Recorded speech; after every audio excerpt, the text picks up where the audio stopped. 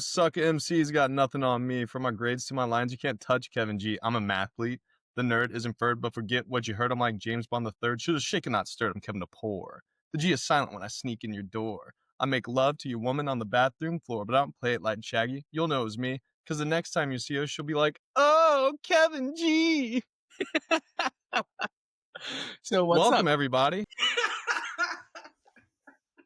I didn't do a Jingle Bell Rock thing, so I'm sorry. We're going to have to skip that part. I know. I thought you were going to dress up as a sexy Santa and do a little dance. All right. Well, obviously, we're talking about Mean Girls, the OG. It was directed by... Oh, shit. I thought we were doing the musical. No, I'm joking. It was directed by Mark Waters, who also did Freaky Friday with Lindsay Lohan. So it's kind of like a Scorsese De Niro situation with Lindsay and Mark. I don't think that's that off. I don't know. But the real genius behind this movie is Tina Fey, who wrote it and also obviously stars in it. But Luke, Yes. you know, we're two grown men. I feel like we really have our finger on the pulse of high school aged girls. I will say, if there's one thing I know, Carter, it's what life was like for girls in high school in 2004. So I think my insight is really going to illuminate. You might even think about Mean Girls in a new way after we're done here today. Whether you like the movie, whether you appreciate it, or whether you don't like the movie. If there's anyone who's going to illuminate some new perspective, it's two late 20s white guys. Yep, two heterosexual white men can really put themselves in other people's shoes. Understand. All right, anyway. I guess we'll just start in general. On your rewatch, what were your takeaways? Anything that stuck out? So I have a good relationship with this movie. I've seen it many times. I think one of the things that stuck out is the big laughs are the big laughs that you remember.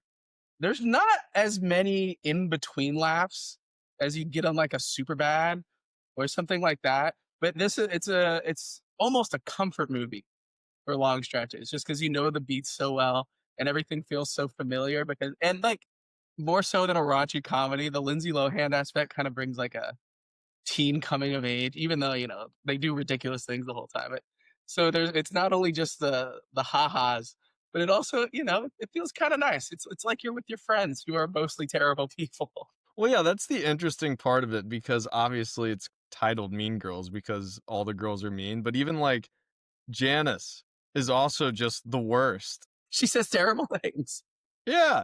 Yeah. I mean, I think she even like comments about like how maybe she even started the burn book in the first place. They replaced her or something to that effect. But like Tina Fey as the teacher is like the only person that's kind of on the outside looking in, like being like, you guys got to chill out. Like, stop being so mean to each other. I also think you can make the argument that something bad had to happen to Amy Poehler for her to end up like that. So I'm going to consider her a victim. But she steals the show and every scene she's in. I mean, she might be the most iconic part of like legacy of this movie as far as like her dancing in the audience. Like that might be the most enduring thing. One of the things that I want to get out of the way quickly is just like you can tell how much time has passed. Obviously, 21 years after the fact. If no matter how pretty they were, if four pretty girls got up and lip synced Jingle Bell Rock, they would be made fun of ruthlessly. This wouldn't be like a cool thing they did every year. It'd be like, look at these losers. Like that's the lamest thing I can imagine. Oh, you think so? Oh, absolutely. But even watching it as a kid, I was like, yeah, pretty girls, pretty costumes. But now it's just like, imagine if any of our friends had done that. We would have talked them out of it. Oh, yeah, we would have made fun of them a lot. Hey, don't do that. Or do it so we could laugh at you. Yeah, but yeah. Yeah, that's true. Dude, someone I want to talk about is she's not even the main character. Amanda Seyfried in this movie is just quietly hilarious. Her just like empty gaze with her mouth slightly open for 2 hours is so good. The space cadet act very, very well. She's hilarious. And I also like that her and Rachel McAdams have gone on to be like two of the loveliest like romantic leads in Hollywood. In this movie, they're unrecognizable even though they look the exact same. It's like Yeah, they play High School Mean Girls so well, even though like The Notebook came out like what, a year later. It might have even been the same year. Yeah, Rachel McAdams was on an absolute heater. I You know don't. what's wild? What's that? Amy Poehler and Rachel McAdams play mom and daughter. The age gap between those 2 actresses is 7 years. That's not shocking. No, Rachel McAdams is from a different planet, and she still looks almost exactly like she does in this movie. I know. You know, it's interesting. All 4 of I mean, Lindsay Lohan's had a resurgence recently, but obviously, like, she was kinda out of the spotlight for years. And then Amanda Seyfried's kind of fallen off until recently too. Rachel McAdams probably had the best career out of the 3, and then That's Gretchen Wieners was played by Lacey Chabert, which no, I I'm, honestly couldn't even tell you another thing she's in. I'm not sure she's been heard from since. But I think the while you can say Rachel McAdams had her career, it's Tina Fey. She's the star of the show. I mean, she went on the 30 Rock run after this, and then she's had her own other movies. Baby Mama wasn't great with Amy Poehler. But I mean, she's been a very, very important fixture in the comedy scene for the last 20 years, especially in a time when this movie was coming out. If you weren't Adam McKay or Judd Apatow's buddy, which I don't say like to be mean because I love those guys' movies. I think they're all very, very funny. But like you just weren't making comedy movies. They had the market really cornered. And Tina Fey, without either of their there's not even a Judd Apatow producer sting on this one. So I think it's really cool and important that she transitioned from her, Saturday Night Live Weekend Update stuff into being like truly one of the funniest in this movie producer, and then to make 30 Rock. It's very impressive. She's very, very funny. I know that's a So, hot I take. mean, yeah, this movie's her baby essentially. I mean, yeah, and the run she and Amy Poehler kind of went on and like after this. I mean, Amy Poehler obviously was super successful with Parks and Rec. I mean, she's done other movies, but those are probably I don't know. Can you name 2 other women that came from SNL that had better careers than those 2? I feel like they are like the most successful. I think for sure it's Tina Fey, but I mean Kristen Wiig got Bridesmaids. Kristen Wiig's definitely up there, yeah. Bridesmaids. She's hilarious. And Kate McKinnon's done the Ghostbuster stuff, so but Yeah, no, dude, the critically renowned Ghostbusters movie with Kate McKinnon, none of them are. instant classic. I was just bringing up some names. You coulda gone with Barbie, you know? Good point. She was pivotal in that movie. We've talked about some of the side characters, but I guess to bring that point home, every single side character in this movie, even the minor ones that only have, like, 3 lines are incredibly memorable. That's the funniest part of this movie. Everything that someone like under the top 5 billing says is gold. Just the random things shouted in the school. They're all hilarious. Even yeah, all the extras that just, like, have, like, one like, they're all iconic, like, "Made out with a hot dog, and that was one time." Made out with a hot dog. Oh my god, that was one time. Like, everyone knows that line, and I couldn't tell you the, like, kid's name in the No, movie. absolutely not. They might not even have a name. And then the enduring, like, she doesn't even go here. This movie has all the classic, like, but Lindsay Lohan's not yelling those things. Gretchen No. Wieners isn't yelling those things. I mean, Lindsay Lohan's great in the movie, but as far as the comedy goes, Yeah. She's just kind it of the might be everything around her. yeah. I mean, there's a couple good bits that involve her, obviously. I really like it you could say it doesn't age well, but the people in the movie are supposed to be stupid. So it's not like we're looking at them as like some sort of moral North Star. But every time it's mentioned that she's from Africa, it's very, very funny.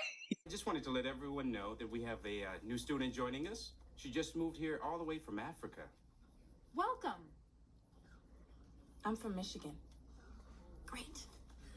I think one of my favorite bits in the whole movie is when she's going into the cafeteria for the first time and she sees the table of all black kids and she walks up and goes, "Jombo!" And they all just look at her like, "What the fuck?"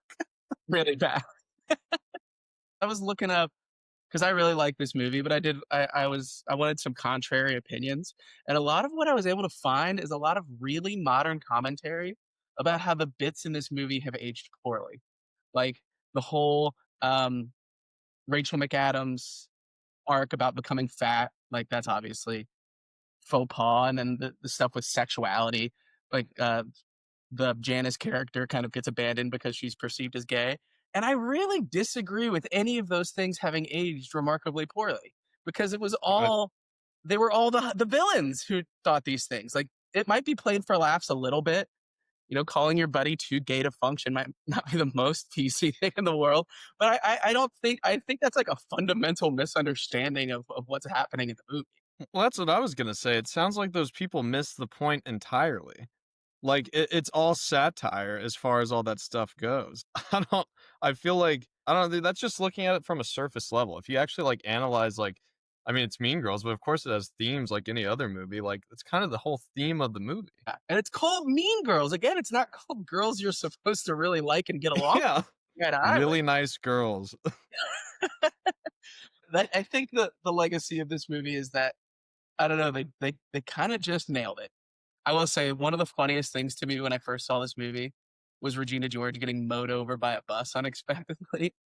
And now it's just like, were y'all even trying to write a movie there at the end? Like you just kind of gave up.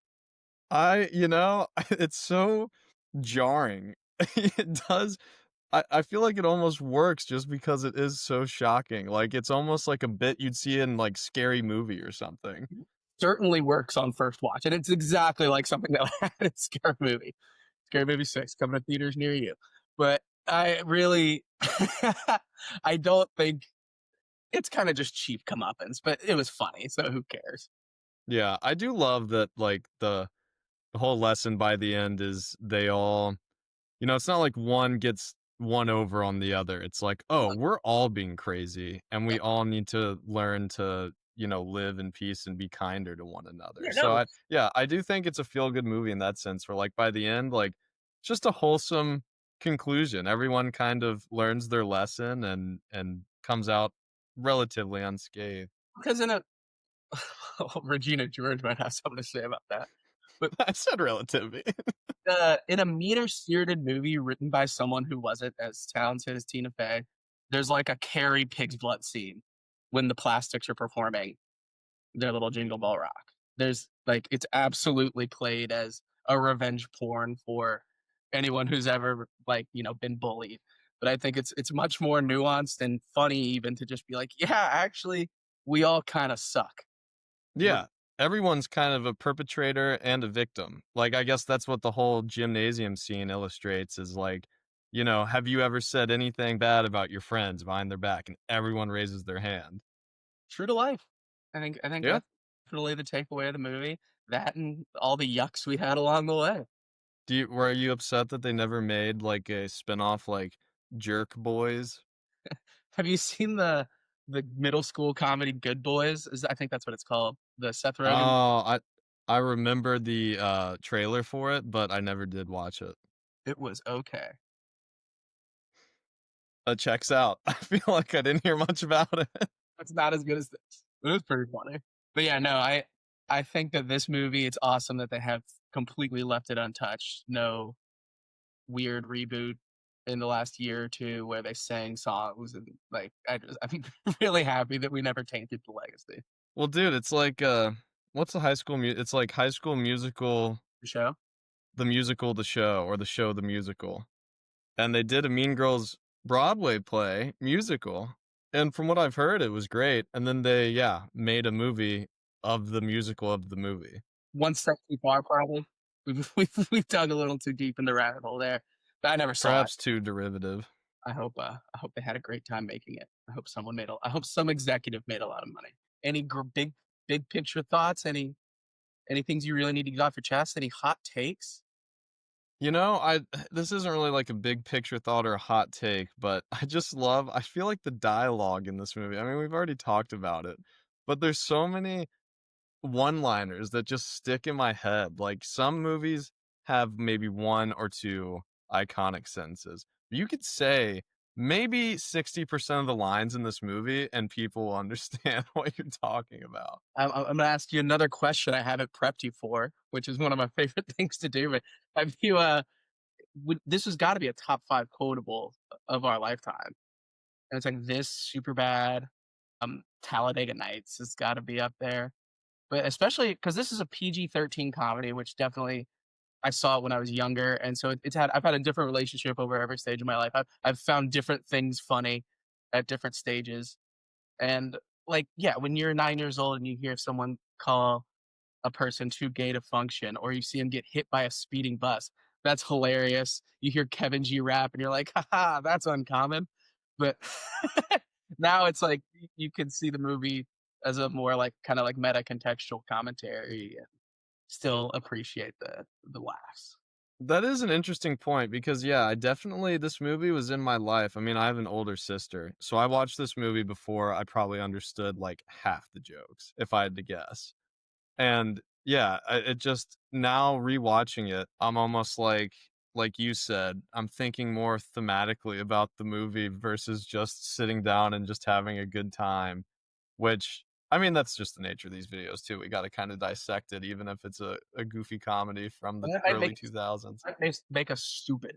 But I also think it's a testament to Tina Fey's ability as a writer, and again, just the heater she was on in the 2000s. Yeah, and it really, I like the fashion definitely ages the movie, but I feel like they did a pretty good job of making it as timeless as they could. I will say, I think, and I just thought of this, but I think a fun double feature would be to watch this movie and then watch the 21 Jump Street movie with Jonah Hill and Channing Tatum. Because there's like almost a direct relationship with what was cool in 2004 and what was cool in 2012, and they're just directly at odds with one another. I think that's like a spiritual successor to this movie in a way. That's a perfect idea, yeah, because the whole concept, like this is just very cliche high school, and 21 Jump Street, like you said, is just totally flips that on its head. And what a treat that would be. Come on over, man. Go. You know, when they're breaking down the cafeteria by table and all the different groups of kids in the school, they say the wannabes, and it cuts to a table, and it's just a table of disabled women. I'm like, jeez. No, that's a good bit. But yes, well, if we're doing what didn't age that great? I think that might. Oh, here's another good fun fact for you. We kind of touched on it just a second ago, but Tina Fey purposely made up all the slang so it also feel more timeless. Like Yeah. fetch, obviously, like that's a bit in of itself, but like that was very purposeful. Yeah, not a lot of kids running around calling things gnarly. No. I think yeah. And also, while we're on the topic, Gretchen Wieners being the daughter of the inventor of toaster strudel is just such a good choice. something where it's an unbelievable amount of money, but there's no like status. But she throws it around like it's a huge deal. Well, I'm sure the guy who invented toaster strudel is richer than God, so I'm not gonna hate on that. So Tina Fey decided to make the teacher a math teacher, and like the main character Katie really good at math, just to combat the stereotype that girls are bad at math, which I guess is a stereotype that maybe used to be more of a thing. I don't know, but I think Tina Fey couldn't like remember her lines because she couldn't figure out the math. that's pretty funny. I think it was more just like the pretty girl isn't smart stereotype, and I think Yeah, that's fair. math is kind of seen as like the pinnacle of education. All right, before we wrap this up, I just want to hit a couple like bits I really loved that I thought Okay. were hilarious. Glenn Coco obviously is like a classic. That You guy's know, just got to be the chillest dude of all time. Gets a lot of candy canes. perfect name. The joke on the like homeschooled kids at the very beginning of the movie, it just never gets old. Day, God created the Remington bolt action rifle so that man could fight the dinosaurs and the homosexuals. I'm sure some people don't like that, but I mean that's fair. And then the whole repeating bit of the students acting like animals in the jungle. I laugh at that every time. I think that's a really funny bit. I think it is too, and I think it's played right. I don't know. It toes the line of kind of insensitivity just enough to where it's funny, and we can all be comfortable with it. And then I guess the only other thing, Tim Meadows as the principal, hilarious as Tim always. Meadows, the funniest like bit guy, like him in this season of Peacemaker. I know you're likely caught up, but oh my god, he's so funny. And his one sketch, and I think you should leave. The dude just will come in, nail a bit, and he just like 30 seconds of screen time is all he needs to absolutely steal a whole portion of a movie, a whole episode of TV. It's incredible. Tim Meadows, MVP, very under. He's like the best sixth man of all time as far as actors go. Like Yeah. no one ever talks about a movie, a comedy, and it's like Tim Meadows kills it in that movie. Right. But like he's always just there and he just always adds something great. He was the same way in his cast at SNL. Like he wasn't Spade or Farley or Sandler, but he was hilarious. He was really, really good. It's also talked about pretty frequently between him and his peers that Lord Michaels did not find him funny at all. Really? Different strokes, different folks, I suppose. Only one of them makes Saturday Night Live, so his stroke is a little more important. All right, everyone, that about wraps it up for this video. It's officially spooky season, as you all know. Luke and I are going to tackle the classic John Carpenter movie Halloween, but if you guys have suggestions for any other spooky movies for us to hit, please let us know in the comments. Jombo.